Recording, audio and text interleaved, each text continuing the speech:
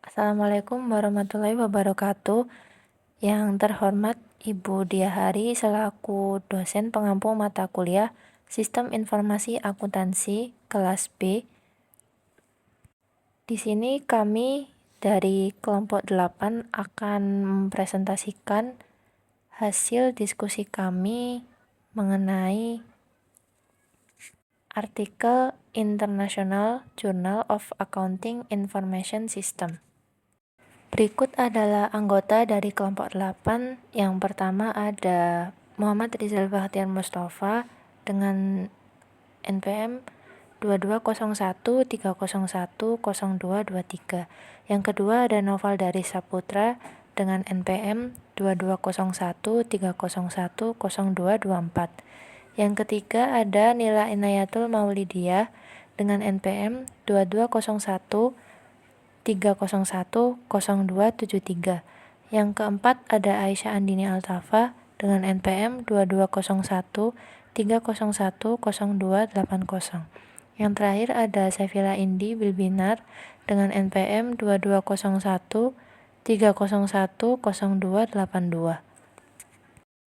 Selanjutnya adalah bagian dari introduction. Judul dari artikel ini yaitu The Effect of Personality Traits on Digital Transformation, Evidence from German Tax Consulting. Nama jurnalnya yaitu International Journal of Accounting Information System. Halamannya yaitu 16 halaman.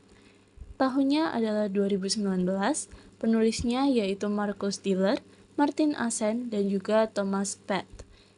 Reviewersnya yaitu M. Rizal Bakhtiar Mustafa, Noval dari Saputra, Nila Inayatul Maulidiyah, Aisyah Andini Altafa, dan Sefila Indi Bilbinar.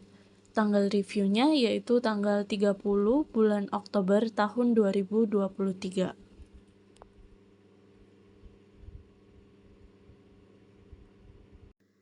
Selanjutnya adalah pembahasan mengenai pendahuluan dari artikel ini. Digitalisasi terus berkembang dan juga mengganggu seluruh industri dalam perekonomian secara keseluruhan.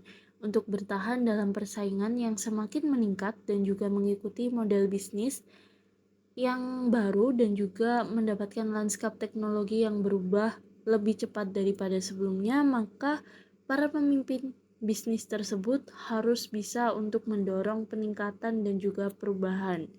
Model bisnis konsultan pajak mencakup layanan yang dapat diotomatisasi dan yang tidak dapat diotomatisasi. Konsultan pajak Jerman menghasilkan N45% dari pendapatan mereka melalui layanan pembukuan yang biasanya dilakukan karyawan. Tingkat rata-rata digitalisasi industri konsultasi pajak Jerman terbilang rendah. Sebagian pekerja memiliki kinerja yang cukup baik meskipun tanpa adanya digitalisasi. Oleh karena itu, perlu adanya penggerak faktor digitalisasi. Selanjutnya adalah tujuan utama untuk melakukan penelitian pada artikel ini. Yang pertama adalah mengetahui keterampilan eksperimen teknologi baru bagi perusahaan. Dalam artikel ini menjelaskan menurut Hong Dao, pada tahun 2019, industri ini saat ini terorganisir dalam struktur berbentuk piramida, yang berarti ada banyaknya layanan tingkat rendah. Namun, pada masa depan, struktur ini dikatakan akan berubah menjadi organisasi yang lebih berbentuk roket karena meningkatnya kompetisi dalam tugas-tugas yang dapat diotomatisasikan. Yang kedua, adanya penerapan langkah-langkah yang baik atau digitalisasi dalam perusahaan. Dapat diketahui dengan kata lain dalam hal digitalisasi bukan hanya keterampilan TI dan juga model bisnis baru yang harus kita cari, akan tetapi juga pada kemampuan untuk beradaptasi dan mendorong perubahan sebagai bagian dari cara berperilaku seseorang. Yang ketiga adalah memahami setiap fenomena dalam digitalisasi guna memudahkan suatu perusahaan di masa depan. Menurut pengamatan kami, hal ini bisa menjadi suatu faktor pendorong bagi suatu perusahaan untuk bisa memajukan suatu perusahaan tersebut. Selanjutnya adalah pembahasan dari setiap latar belakang teori pada artikel ini. Yang pertama adalah digitalisasi industri konsultasi pajak. Digitalisasi industri konsultasi pajak, perusahaan konsultan pajak beroperasi dalam lingkungan yang semakin berubah. Nah, komputasi awan mengubah cara perusahaan bekerja dan juga berkomunikasi dengan klien mereka, menurut Bruning dan juga Jolsvik pada tahun 2017.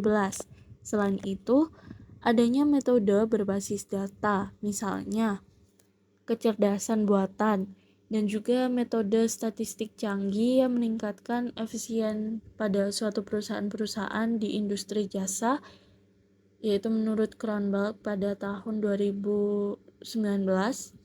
Dan juga terdapat kedua teknologi ini itu memiliki potensi untuk mengganggu suatu proses model bisnis perusahaan jasa profesional. Selanjutnya adalah komputasi seluler. Yang pertama adanya tren global dan ada di mana-mana dengan dampak yang serius. Tren ini itu bisa berdampak negatif ataupun berdampak positif. Nah, adanya industri konsultasi pajak yang dapat menyediakan layanan yang dipersonalisasi dengan menggunakan teknologi ini. Dan yang terakhir, meskipun demikian, adanya peningkatan risiko pelanggaran privasi dan juga pembajakan data. Selanjutnya adalah teknologi blockchain. Blockchain sendiri ini berarti suatu pemrosesan akan adanya transaksi dalam suatu buku besar kolektif yang dapat diakses oleh semua peserta. Nah, transaksi baru ini nantinya akan dimasukkan ke dalam suatu buku besar atau bisa kita sebut dengan blok. Lalu direferensikan secara silang dengan data yang ada.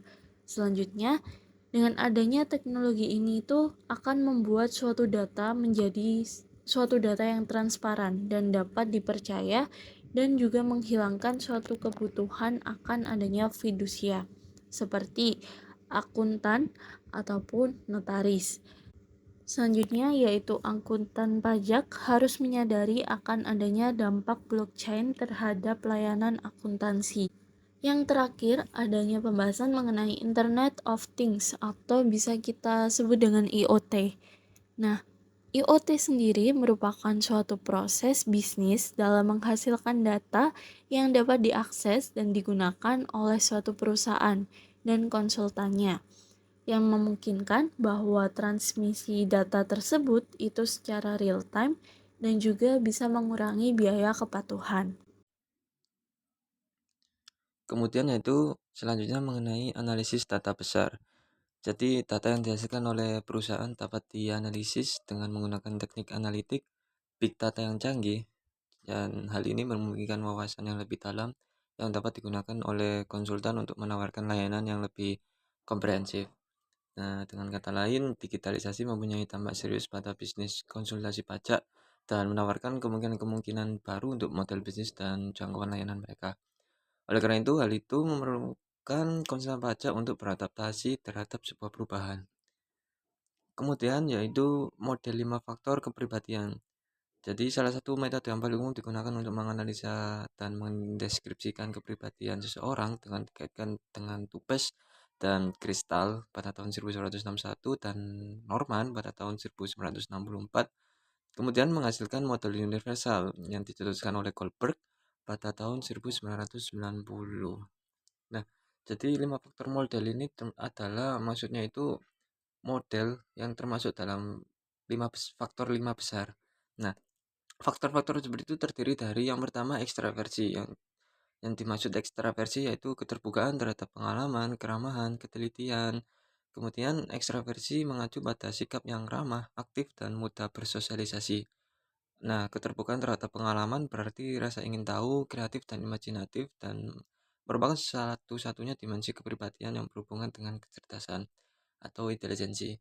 Yang kedua yaitu agreeableness, yang terdiri dari sifat dapat dipercaya, kemurahan hati, dan kebaikan.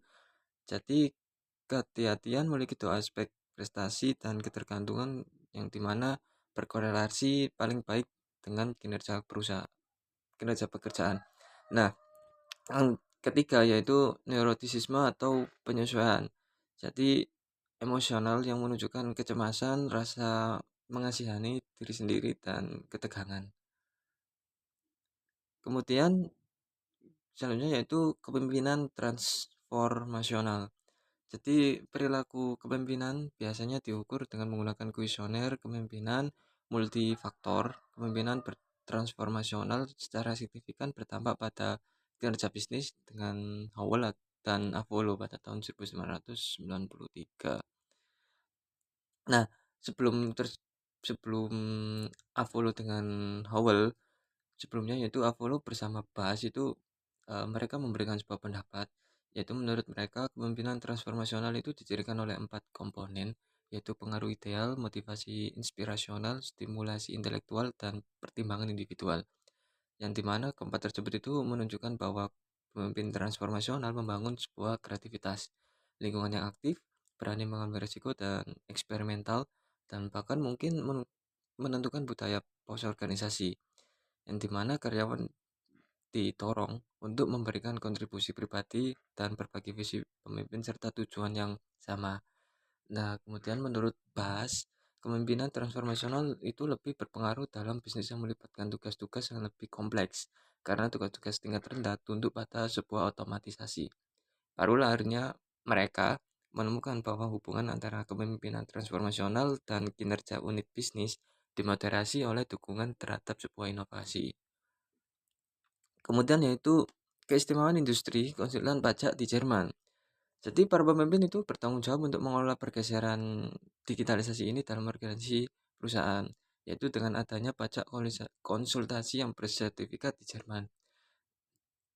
Nah, digitalisasi itu dikatakan sangat mengganggu pada industri konsultasi pajak di Jerman.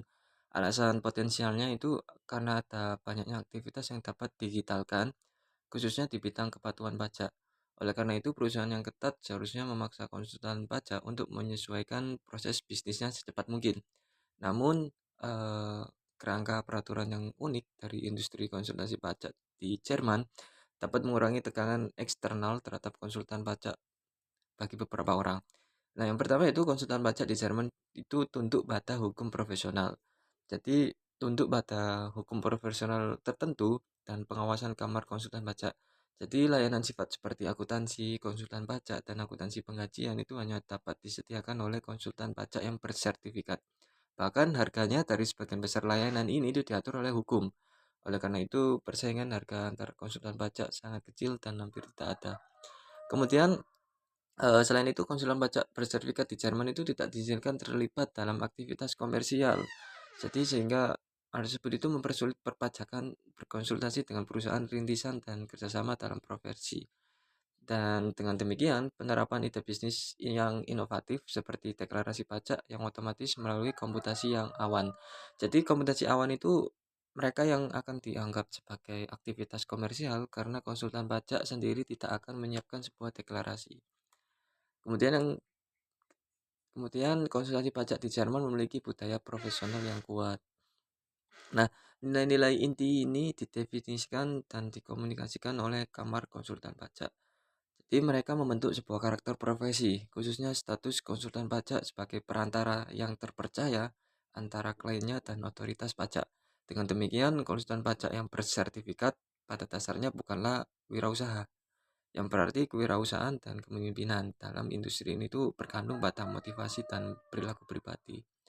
Nah, karena latar belakang ketiga hal ini, semua perusahaan konsultan pajak di Jerman itu menawarkan layanan dan model bisnis yang sama, yang berarti bahwa peluang teknis dan organisasi untuk digitalisasi hampir sama di semua perusahaan di Jerman.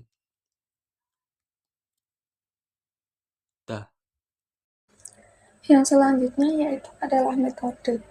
Metode yang digunakan dalam survei yaitu ada 3. Yang pertama, sampel dan prosedur.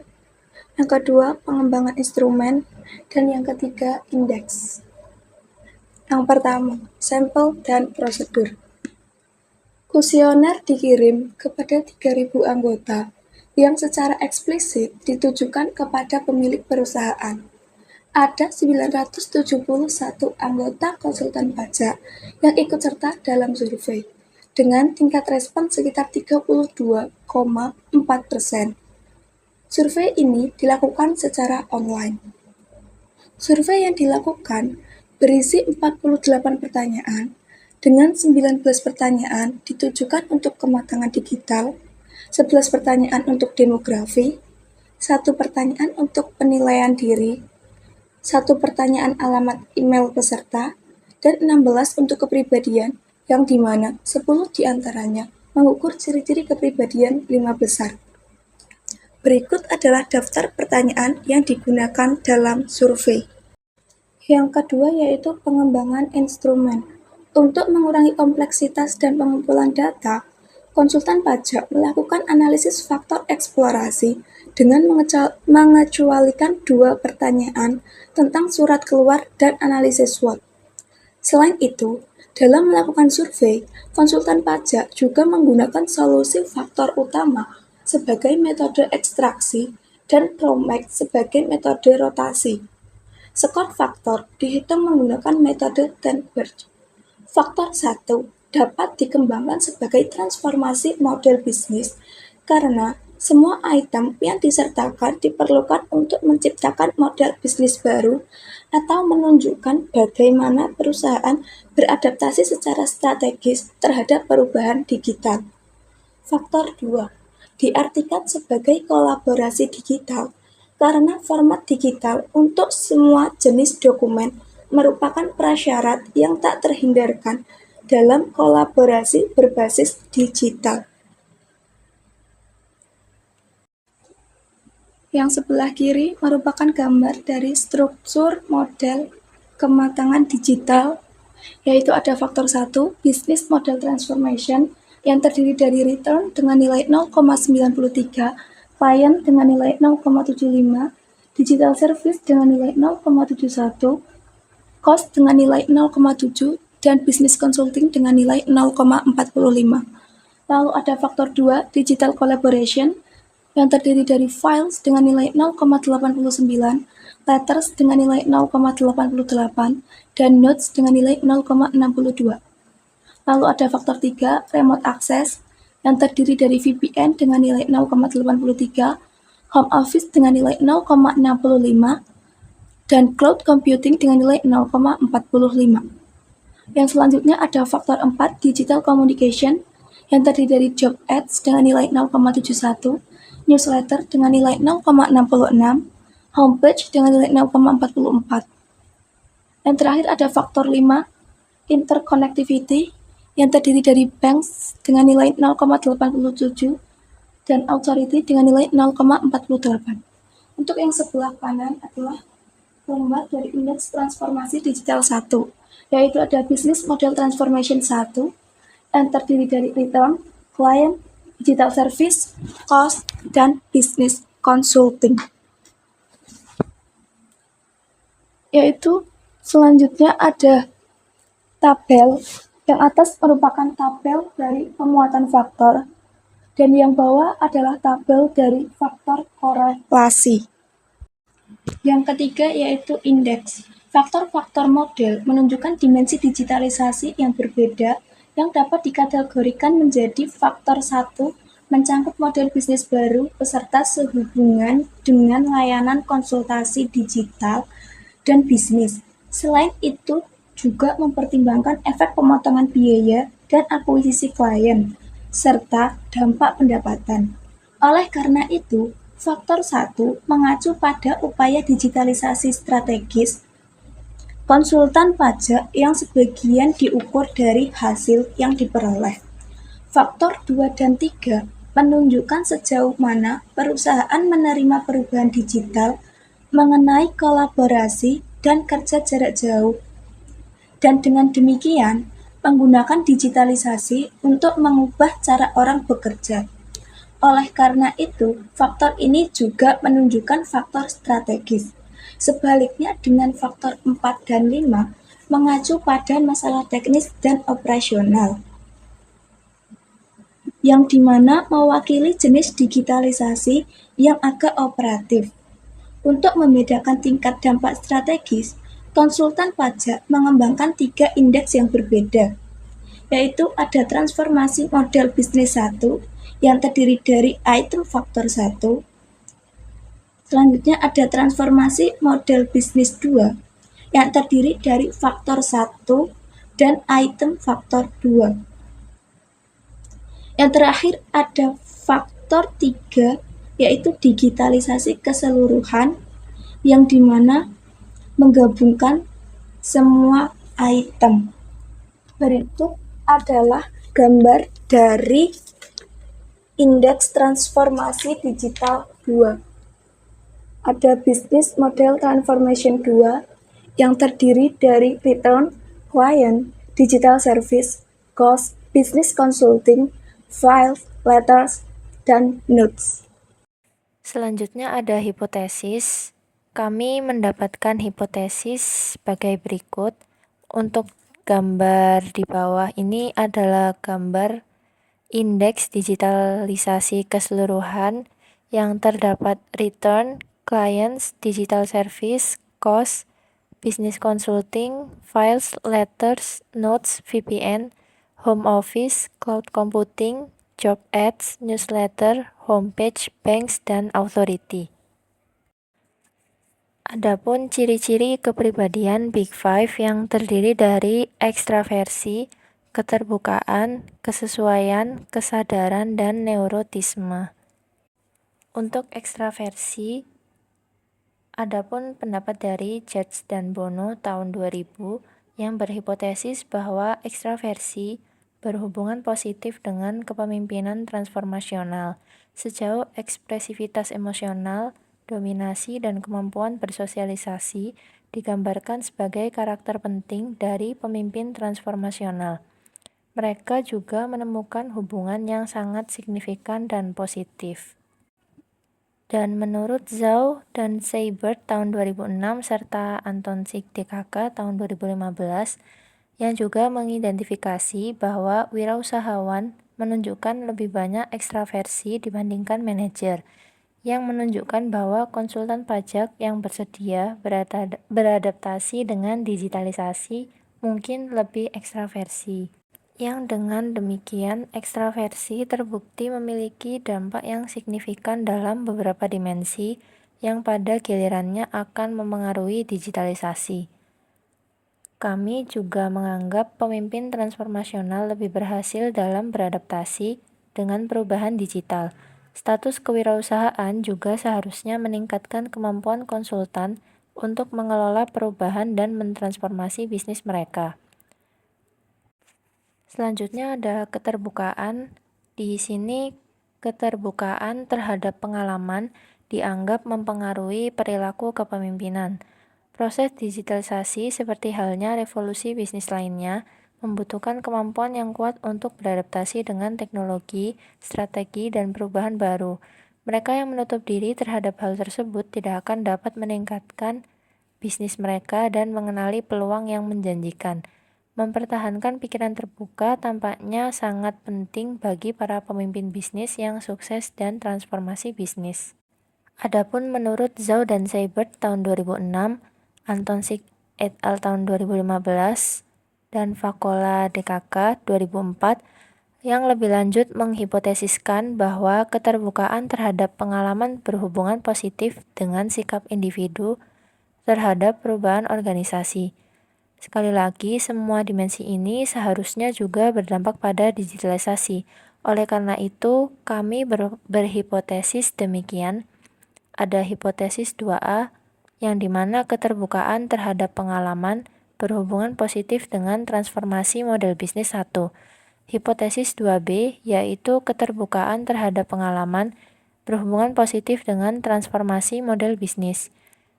Yang ketiga, hipotesis 2C, di mana keterbukaan terhadap pengalaman berhubungan positif dengan digitalisasi secara keseluruhan. Yang ketiga ada kesesuaian. Kesesuaian atau agreeableness adalah sifat kepribadian ketiga yang termasuk dalam Big Five.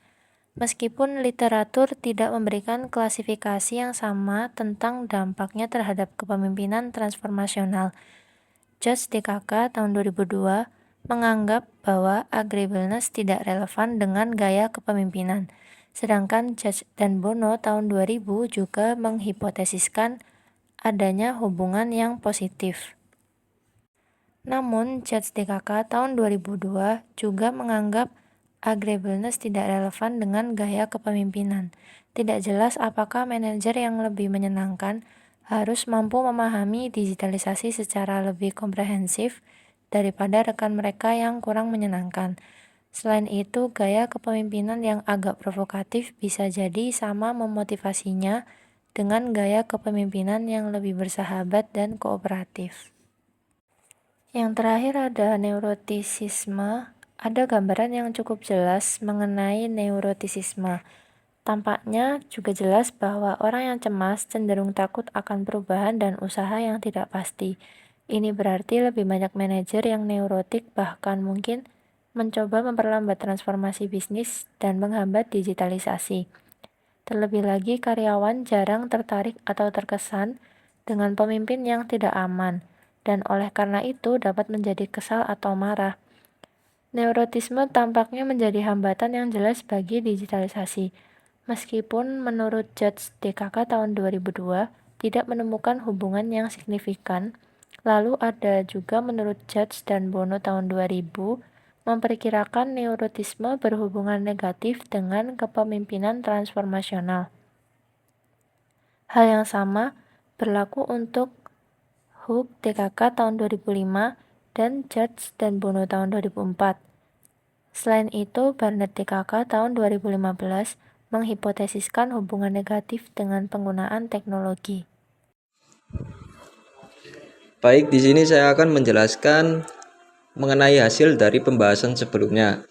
Pada tabel pertama, yaitu menjelaskan mengenai deskripsi statistika dan interkorelasinya, mengenai Big Five traits dan variabel digitalnya. Nah, pada tabel ini itu menyajikan sebuah rata-rata, standar deviasi, dan interkorelasinya, yang dimana digunakan oleh konsultan pajak untuk mendapatkan skor tertinggi atau terendahnya. Nah, pada skor tertinggi dalam penggunaan antarmuka digital ketika berinteraksi dengan bank dengan nilai rata-rata 4,14, yaitu pada variabel nomor 9 dengan standar deviasi 1,38, dan otoritas pajak dengan nilai rata-rata 4,11 pada variabel nomor 10 dengan standar deviasi 1,30.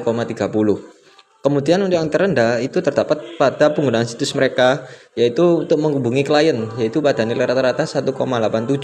Itu terdapat pada nilai variabel nomor 6. Dan akuisisi klien baru karena peningkatan efisiensi pada nilai rata-rata 1,83, yaitu terdapat pada variabel nomor 5 dengan standar deviasi 1,03.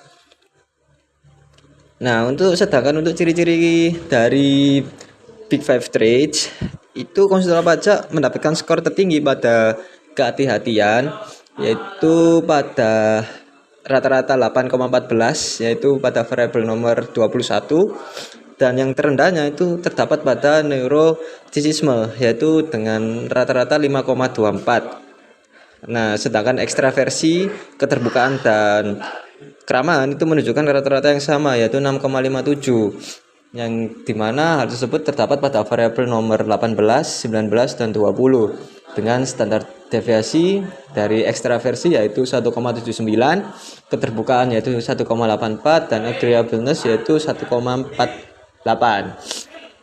Nah, hampir semua item itu menunjukkan korelasi positif kecuali neurotisisme yang berkorelasi negatif dengan item lainnya. Hal tersebut terlihat pada nilai variabel yang bawahnya. Nah, selain itu kesesuaian menunjukkan korelasi negatif yang sangat kecil dengan VPN dan buletin, sedangkan keterbukaan menunjukkan korelasi negatif yang sama kecilnya dengan VPN. Dapat dilihat dari file digital. Di situ terlihat pada variabel nomor 13 ia memperoleh nilai rata-rata 0,67, serta layanan dan pengumpulan digitalnya yaitu 0,67 juga menunjukkan korelasi positif tinggi, diikuti oleh catatan digital dan file digital yaitu 0,62.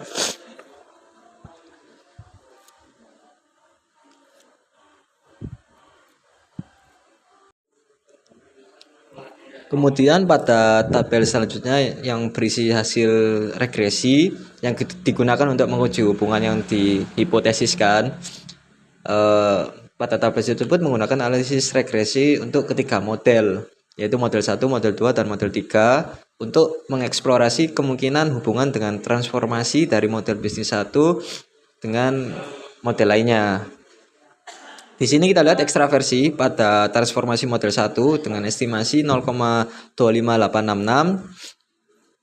Kemudian pada estimasi yang kedua yaitu model 2 yaitu 0,46795, dan estimasi yang ketiga yaitu 0,6240. Kemudian pada agreeableness atau keterbukaan pada model 1 yaitu 0,03925, kemudian model 2 yaitu 0,12996, dan model 3 0,1383, dan seterusnya. Nah, jadi maksudnya itu hal tersebut itu menunjukkan hubungan yang signifikan dengan transformasi model bisnis. Kalau kita lihat dari extraversion itu menunjukkan hubungan positif yang signifikan dengan ketiga indeks. Keterbukaan terhadap pengalaman menunjukkan hubungan positif yang signifikan dengan transformasi model bisnis. Yang kedua, namun tidak dengan digitalisasi secara keseluruhan, seperti neurotisisme yang berhubungan negatif dengan ketiga indeks tersebut. Karena kita bisa lihat dari tabel bahwasanya neurotisisme pada model 1, model 2, dan model 3 semuanya menunjukkan data tersebut hasilnya negatif. Nah, maksud dari hasil ini itu menunjukkan bahwa transformasi model bisnis dan digitalisasi secara keseluruhan di kalangan konsultan pajak dipengaruhi oleh kepribadian mereka. Jadi, konsultan pajak yang ekstrovert dan berpikiran terbuka mendapatkan skor lebih tinggi pada indeks transformasi model bisnis 1 dan 2, yang berarti mereka beroperasi lebih digital.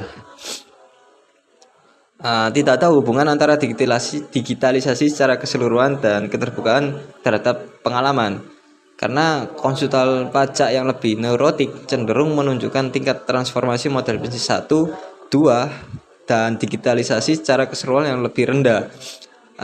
Nah, keterbukaan terhadap pengalaman harus menjadi hal yang penting ketika mengadopsi teknologi baru dan strategi digitalisasi, karena dalam banyak kasus digitalisasi berarti perubahan. Pada ekstraversi harus berdampak positif terhadap motivasi karyawan dan jaringan bisnis yang merupakan bagian penting dari perubahan bisnis. Nah, kalau pada bagian neurotisisme itu menyiratkan kecemasan yang jelas-jelas menghambat adaptasi, perubahan, dan kemajuan bisnis. Oleh karena itu, hasil dari data di atas dalam tabel tampaknya cukup masuk akal dan lugas, karena bisa kita lihat berkurangnya efek keterbukaan terhadap pengalaman dalam kasus digitalisasi secara keseluruhan merupakan hal yang menarik, namun tingkat signifikannya hanya sedikit berkurang, yang mungkin disebabkan oleh kekuatan statistik. Meskipun demikian, hal ini menunjukkan bahwa keterbukaan terhadap pengalaman lebih penting dalam isu-isu strategis dibandingkan isu-isu teknis dan operatif. Selanjutnya kita akan mendiskusikan apa sih poin-poin penting yang dapat kita diskusikan.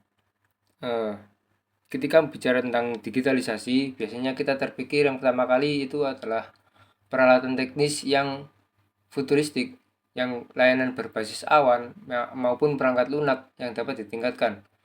Nah, teknologi ini membutuhkan strategi dan gaya manajemen yang memungkinkan sebuah perusahaan itu dapat menggunakan digitalisasi secara efisien yang sangat penting.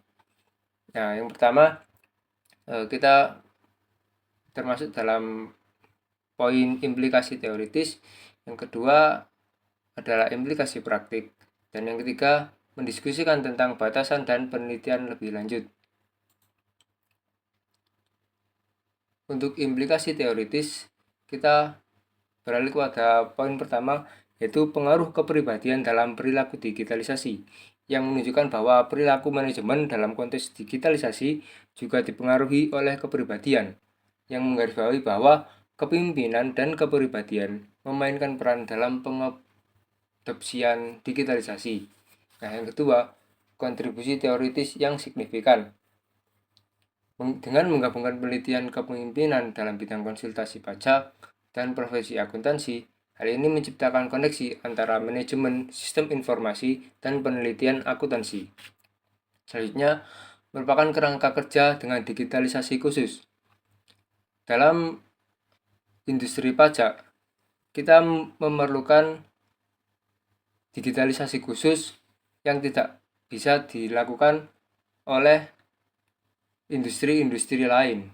Yang keempat, mendiskusikan tentang pentingnya penilaian model bisnis dan digitalisasi.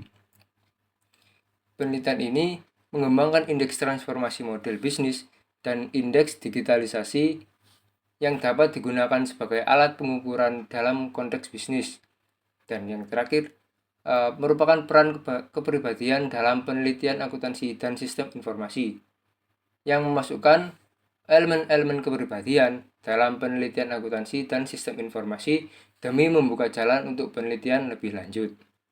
Kita masuk dalam diskusi implikasi praktik. Implikasi praktik ini terdapat 3 poin yang dapat didiskusikan. Yang pertama adalah signifikasi industri konsultasi pajak dalam era digitalisasi.